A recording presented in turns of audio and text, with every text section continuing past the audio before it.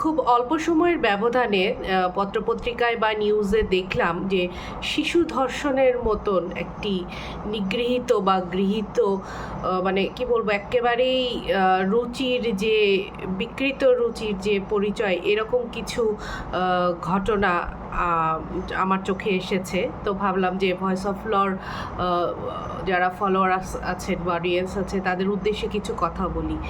এই শিশু ধর্ষণের পেছনে কিন্তু অন্যতম কারণ হলো, বা আমি যেসব পত্রপত্রিকায় বা টিভিতে যেই যারা এই অপরাধটি সংগঠিত করেছে তাদের আর কি চেহারা বা অবয়ব দেখলাম, যে দেখে মনে হচ্ছে, বা পুলিশও কয়েকটাই রিপোর্ট দিয়েছেন যে তারা কিন্তু মাদকাসক্ত। তো এগুলো কিন্তু আসলে বিষয়টা হলো একটা ক্রাইম বা একটা মানে খারাপ কাজ কিন্তু আরও দু চারটা খারাপ কাজের ইন্ধন যোগায়। তার মধ্যে এরকম যখন হচ্ছে কেউ যখন মাদকাসক্ত হয়ে যায় তখন কিন্তু তার নৈতিকতার যে নৈতিকতা বোধ বা বিবেক বোধ সেই জিনিসটা কিন্তু তার মাথার মধ্যে কাজ করে না। তখন তার শারীরিক যে অস্থিরতার সৃষ্টি হয় সেটার কিন্তু প্রতিফলন অনেক সময়ই দেখা যাচ্ছে যে এটা যৌন চাহিদা মিটিয়ে বা বিকৃত যৌন ঘটনা ঘটিয়ে এগুলোর কিন্তু অনেক সময় প্রতিফলন আমরা দেখতে পাই। আর আরেকটা কারণ হলো পর্নের আসক্তি।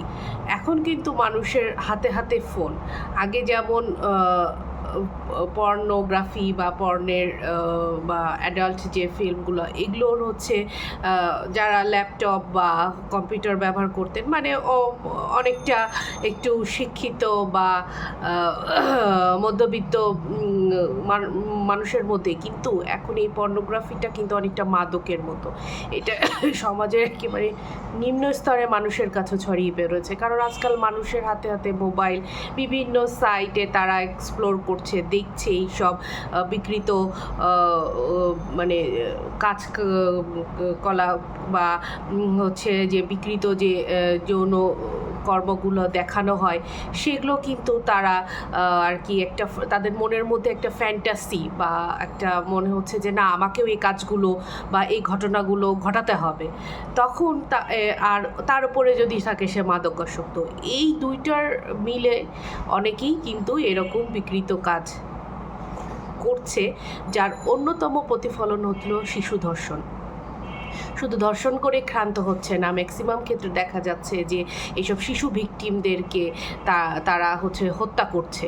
তার কারণ হলো এইসব কোমলমতি বাচ্চাগুলো তারা কিন্তু চিৎকার করে, কান্নাকাটি করে, এবং তখন মানে অপরাধী স্বাভাবিকভাবেই ভীত হয়ে যায়, মনে করে সে বাইরে বের হয়ে তো আমার কথা সে বলে দিবে।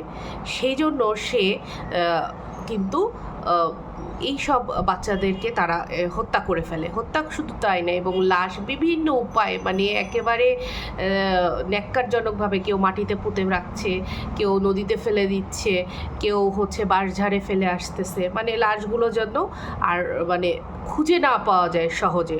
মেন কথা হচ্ছে লাশগুলো যেন আর সহজে খুঁজে না পাওয়া যায় বা বিকৃত হয়ে যায় এইরকম। তাহলে দেখেন এইখানে একটা মানুষের একটা অপরাধ থেকে আরেকটা অপরাধ, আরেকটা অপরাধ থেকে অপরাধ, মানে লাস্টে একেবারে সে একটা খুনি হয়ে যাচ্ছে। প্রথমে সে পর্ণ আসক্ত, যেটা একটা অপরাধ, আমাদের দেশের আইনে তো পর্নোগ্রাফি নিষিদ্ধ, এটার জন্য আলাদা আইন রয়েছে, শাস্তির ব্যবধান রয়েছে। তারপরে মাদকাসক্ত, এটাও একটা হচ্ছে অপরাধমূলক কর্মকাণ্ড। তারপরে সে তার বিকৃত যৌন চাহিদা মেটানোর জন্য শিশুদেরকে বেছে নেওয়ার পরে সে তাদেরকে হত্যা করছে। তাহলে মানুষের নৈতিকতার স্খলন কত একেবারে চরম বিপর্যয় হলে একজন মানুষ এসব কাজকাম করে। তো সুতরাং আমি বলবো যারা অভিভাবক আছেন, আপনাদের এই যেসব ইয়ং বা টিনেজার কিশোর আছেন বা যারা উঠতি বয়সী ছেলেরা, তাদের মধ্যে কিন্তু এই জিনিসটার প্রবণতা আরও বেশি দেখা যায়। আপনারা দেখবেন যে একটু খেয়াল রাখবেন যে আপনাদের সন্তানরা কাদের সাথে মিশতেছে, কোন সঙ্গে, সে কম্পিউটার ল্যাপটপ বা মোবাইলে কি দেখছে, সে কি পর্নে আসক্ত হয়ে গেছে, সে কি মাদকাসক্তিতে আসক্ত হয়ে গেছে, এগুলো কিন্তু শুরুতেই আমরা বারবার ভয়েস অফ লর পক্ষ থেকে বলে আসি, এগুলো কিন্তু শুরুতেই আমাদেরকে লাগাম টানতে হবে, না না হলে কিন্তু আমাদের ভবিষ্যৎ পরিণতি এইরকমই সব ক্রাইম করবে, এইসব যারা আর কি মানে আউট অফ কন্ট্রোলের বাইরে চলে যায়, যেসব মানুষ বা তরুণেরা বা কিশোরেরা বলেন, কারণ একজন মাদকাসক্ত মানুষ কিন্তু তার নিয়ন্ত্রণ হারিয়ে ফেলে এবং তাকে দিয়ে কিন্তু বিভিন্ন রকম সেও যেমন নিজে থেকে কোনো অপরাধ কর্ম ঘটাতে পারে, অথবা তাকে দিয়েও কিন্তু তাকে প্ররোচিত করেও কিন্তু যে কোনো ধরনের অপরাধ ঘটানো সম্ভব। সুতরাং আসুন আমরা এই পর্নোগ্রাফি ভিডিও বা কন্টেন্ট কে আমরা নিরুৎসাহিত করি, আমরা এগুলো না দেখি এবং মাদকের যে ছোবল নেশা থেকে আমরা নিজেদেরকে বিরত রাখি। ধন্যবাদ।